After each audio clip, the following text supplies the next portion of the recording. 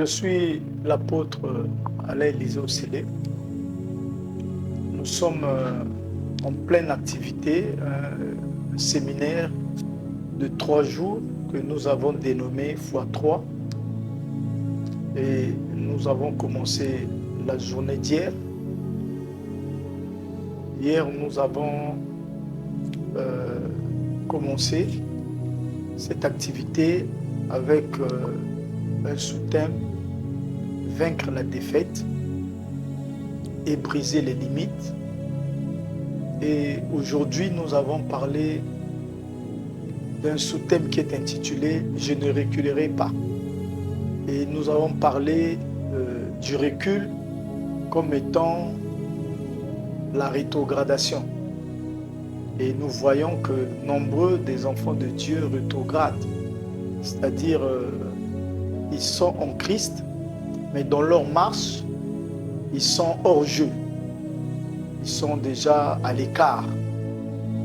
Donc nous avons, selon cette vérité biblique de Colossiens chapitre 1, à partir du verset 20 jusqu'au verset 21, la Bible dit qu'autrefois nous étions étrangers à cause de nos mauvaises pensées et nos mauvais actes. Mais nous sommes réconciliés par Christ au travers la croix. Et Christ donc nous a réconciliés par sa mort à la croix. Et nous avons évoqué l'aspect de la réconciliation. Vous savez, la réconciliation ne peut pas se faire sans pardon. Nous avons pris l'exemple du fils prodigue. Le fils prodigue qui a demandé la bénédiction à son père, malheureusement, qu'il est parti dans la débauche. Mais après, il a compris qu'il était déjà hors jeu, il était rétrogradé et il a pensé qu'il devait qu'il revienne à son père. Et quand il est revenu devant son père, il a dit 2 choses très importantes. Il a dit: mon père, que le Seigneur me pardonne et que toi aussi, mon père, que tu me pardonnes. Donc nous avons ce soir levé l'équivoque en disant aux enfants de Dieu: nombreux ont fait du mal à Dieu, ils ont aussi fait du mal à leur prochain. Mais quand tu as fait du mal à Dieu, tu demandes pardon à Dieu. Mais quand tu fais du mal à ton prochain, tu vas vers ton prochain pour demander pardon. Et quand tu demandes pardon, aussitôt vous vous réconciliez. Et le Saint-Esprit donc m'a amené à poser la question dans la foule.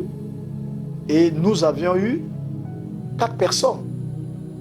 Donc, un frère et une sœur qui sont membres d'une même église, mais qui ne se parlent pas.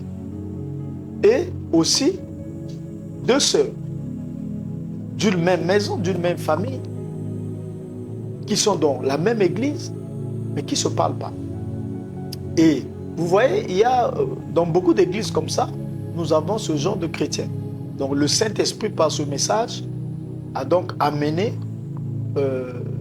nous amené à déceler que dans l'église, il y a ce genre de chrétiens. Et par la grâce de Dieu, nous les avons amenés à se réconcilier, à se pardonner. Et Dieu donc les a réconciliés. Parce que nombreux viennent à l'église, on prie, on chasse les démons. Et les gens ont des rancunes dans leur cœur, les gens ne se parlent pas, et on ne peut pas, nous ne pouvons pas avoir une église forte, puissante, quand nous avons de genre de chrétiens. Donc nous exhortons aux enfants de Dieu, aux chrétiens, aux servantes, serviteurs de Dieu, pourquoi pas aussi aux ministres de Dieu. Nous sommes de Dieu. Au travers la mort du Seigneur, nous sommes réconciliés avec le Seigneur. Aujourd'hui, nous devons aussi nous réconcilier avec nos frères, nous devons nous réconcilier avec nos sœurs, nous devons nous réconcilier avec nos parents Parce que sans la réconciliation, il n'y a pas restauration. Donc voilà le message que nous avons apporté aujourd'hui, et nous avons amené le peuple de Dieu à prier que le Saint-Esprit nous aide à avoir la capacité de nous pardonner et la capacité de nous réconcilier. Voilà donc le message de ce soir. Merci, que Dieu vous bénisse.